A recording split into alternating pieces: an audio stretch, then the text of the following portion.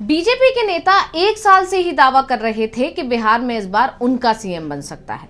Nitish Kumar CM तो हैं, चुनाव भी उनके नेतृत्व में लड़ेंगे, लेकिन उनके नाम पर मोहर बीजेपी नेताओं की तरफ से नहीं लगाई जा रही थी। तो जैसे महाराष्ट्र में एकनाथ शिंदे के नेतृत्व में चुनाव लड़ा गया था, चुनाव के बाद उसी तरह बिहार में भी देखेंगे कि सीएम कौन बनेगा। ये लगातार सवाल बना हुआ था, लगातार इस बात की चर्चा चल रही थी और अमित शाह तो एक साल से ही कह रहे थे कि सीएम चुनने की बीजेपी के अंदर एक व्यवस्था है, क्योंकि दिसंबर 2024 में सबसे पहले उनसे यह सवाल किया गया था कि क्या बिहार में भी महाराष्ट्र की तरह ही सीएम किसी और को बना दिया जाएगा। तो अब व्यवस्था क्या है, ये तो हम लोग तमाम राज्यों में देख ही चुके हैं कि सीएम के नाम की पर्ची निकलती है और इसमें जो मुख्य दावेदार होता है वो ही पीछे छूट जाता है। चाहे हमने मध्य प्रदेश में देखा हो या फिर राजस्थान में देखा हो, और महाराष्ट्र में तो शिंदे के साथ ही बहुत बड़ा खेल हो गया, क्योंकि लगातार ये देखा गया है कि कोई नया नाम ही अचानक से सामने आ जाता है। अब बिहार चुनाव के जो नतीजे सामने आए हैं, उसके बाद तो जेडीयू के नेताओं की हवाइयां ही उड़ती दिख रही हैं। बड़ी जीत ने उनके सामने एक बड़ा संकट खड़ा कर दिया है, क्योंकि जो बातें अमित शाह बोल रहे थे, बीजेपी के दूसरे नेता बोल रहे थे, वो अब हकीकत बनता दिख रहा है। नीतीश जीतकर भी हारते दिख रहे हैं। तो कैसे सीएम पद को लेकर एनडीए में शुरू हुआ बवाल, इसी पर आज हम अपनी स्पेशल रिपोर्ट में करेंगे बात। और अब क्या है नीतीश कुमार के सामने विकल्प, या क्या है बीजेपी का नीतीश को लेकर प्लान, इन सब पर भी होगी चर्चा। नमस्कार, मैं हूं अंशिता। बिहार में जैसे ही नतीजे आए, एनडीए को जबरदस्त जीत मिली, उसके बाद से ही एक और चर्चा चल पड़ी है, और वो चर्चा ये है कि बिहार में नई सरकार बनाने का एक नया समीकरण बन गया है, या कहें कि बीजेपी को मिल गया है। और वो समीकरण है कि नीतीश के बिना एनडीए सरकार, यानी पहली बार बिहार में ऐसा हो सकता है कि बीजेपी अपना सीएम बना सकती है। बीजेपी कई सालों से यह सपना देख रही थी, हर चुनाव में बीजेपी बिहार में अपना सीएम बनाने के बारे में सोचती आई है, लेकिन हमेशा से उसको नीतीश कुमार की जरूरत रही है, या कहें नीतीश उसकी मजबूरी रहे हैं। लेकिन इस बार पूरी तरह पासा पलटा हुआ दिखाई दे रहा है, और फिलहाल जो आंकड़े हैं उससे संकेत तो ऐसा ही मिल रहा है। तो आखिर कैसे, ये एक बड़ा सवाल है। उसके लिए पूरे समीकरण को समझना जरूरी है। तो आपको बता दें कि बिहार विधानसभा चुनाव के नतीजों ने तो सभी को हैरान कर ही दिया। नतीजे ऐसे आए हैं जिस पर तो आप खुद बीजेपी नेताओं को और एनडीए के नेताओं को भी भरोसा नहीं हो रहा है, क्योंकि इतनी अच्छी जीत की उम्मीद तो शायद उनको भी नहीं रही होगी। जैसा हरियाणा में हुआ, जैसा महाराष्ट्र में हुआ, बिल्कुल उसी तरह के नतीजे बिहार में आए हैं, क्योंकि लहर इंडिया गठबंधन की थी, महागठबंधन की थी, तेजस्वी यादव की थी, लेकिन नतीजे एनडीए के पक्ष में आए और आंकड़ा अब 200 पहुंच गया है, जिसकी तो चर्चा भी किसी एग्जिट पोल में नहीं की गई थी।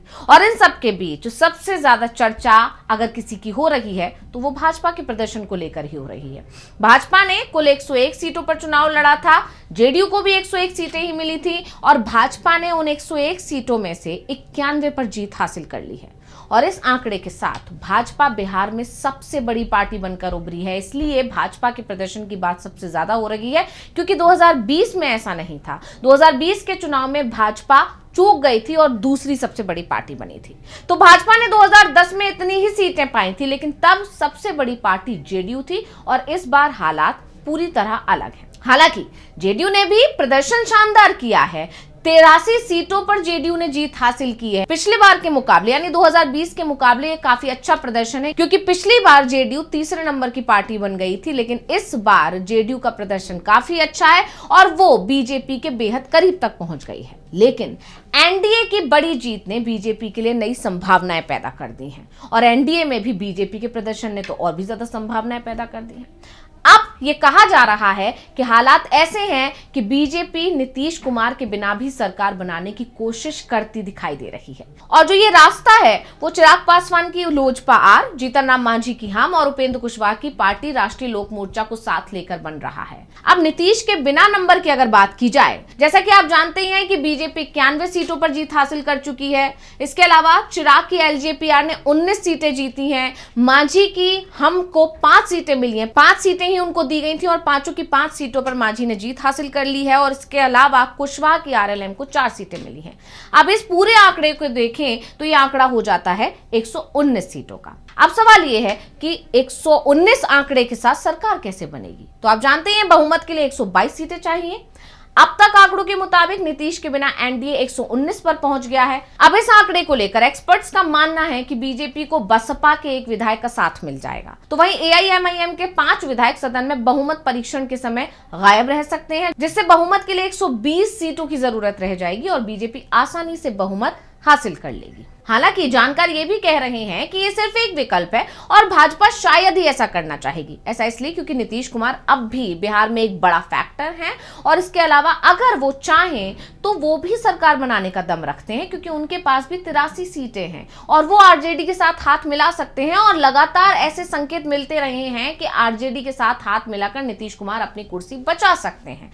नीतीश के तेवर जो अचानक से बदले हैं, उसके बाद से इस तरह की चर्चा होने लगी है और इसकी संभावनाएं देखने को मिल रही हैं। लेकिन फिलहाल जो आंकड़े हैं वो एनडीए के पक्ष में ज्यादा दिखाई दे रहे हैं, इसलिए नीतीश दबाव में ज्यादा हैं। यही नहीं, ऐसी सरकार में नीतीश कुमार कंफर्ट में भी होंगे, क्योंकि अगर भाजपा को छोड़कर वो निकले तो कम ताकत वाली आरजेडी उनके साथ होगी। अब जानकारों का ये भी कहना है कि भाजपा के लिए अब अपना मुख्यमंत्री बनाने का रास्ता साफ हो रहा है। उसके लिए 8 से 10 विधायकों का जुगाड़ करना कोई बड़ी बात नहीं है, क्योंकि बीजेपी जोड़ तोड़ में माहिर है और राज्यपाल भी उसी का है राज्य में।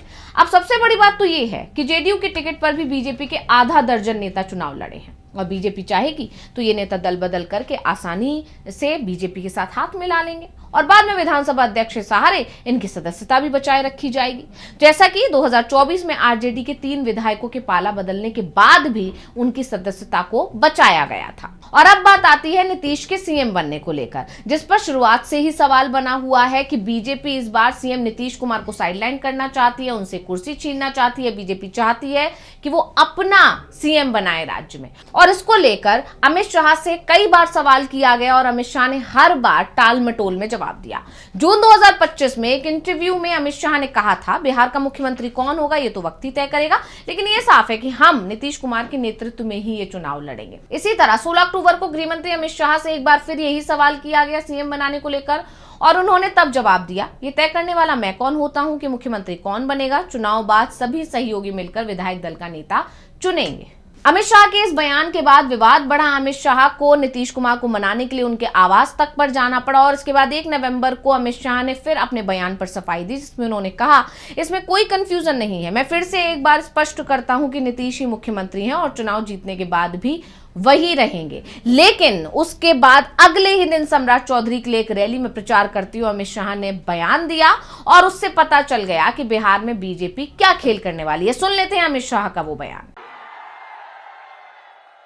और आप भरोसा रखिए, सम्राट जी को प्रचंड बहुमत से जिताइए, मोदी जी सम्राट जी को बड़ा आदमी बनाएंगे, बड़ा आदमी बनाएंगे। शाह ने जनता से अपील करते हुए कहा था कि सम्राट चौधरी को चुनाव जिताइए और आने वाले दिनों में सम्राट चौधरी जब चुनाव जीतकर पटना आएंगे, आप भरोसा रखिए और सम्राट को जिताइए, मोदी जी इनको बड़ा आदमी बनाएंगे। अब जैसे ही अमित शाह ने यह बयान दिया, अटकलों का बाजार गर्मा गया, क्योंकि सम्राट चौधरी पहले से ही राज्य में डिप्टी सीएम की भूमिका में है। ऐसे में अमित शाह के इस ऐलान के बाद सवाल ये उठ रहे थे कि अगर वो अभी डिप्टी सीएम है तो और बड़ा आदमी बनाने का मतलब तो सीएम होता है। यानी अमित शाह ने इशारों में बता दिया कि बिहार में बीजेपी का प्लान क्या है। अमित शाह या बीजेपी की तरफ से सम्राट चौधरी के नाम पर मोहर लग सकती है सीएम फेस के लिए। यही बात बीजेपी के कुछ नेताओं की तरफ से भी कही गई थी कि सम्राट चौधरी पहली पसंद हो सकते हैं। फिलहाल जो आंकड़े दिख रहे हैं उससे एक बात साफ है कि बीजेपी के हाथ में पूरी बाजी है। अब नीतीश कुमार को तय करना है कि वो आगे क्या करने वाले हैं। लेकिन एक बात साफ हो चुकी है कि विपक्ष जो दावे लगातार कर रहा था कि नीतीश कुमार को कमजोर करना चाहती है बीजेपी, नीतीश कुमार को सीएम की कुर्सी से हटाना चाहती है बीजेपी, बिहार में जो नतीजे आए हैं उसने उन तमाम दावों पर मोहर जरूर लगा दी है। तो स्पेशल रिपोर्ट आपको कैसी लगी हमें कमेंट करके अपनी राय जरूर दीजिएगा। इसी के साथ मुझे दीजिए इजाजत। देखते रहिए डीवी लाइव। नमस्कार।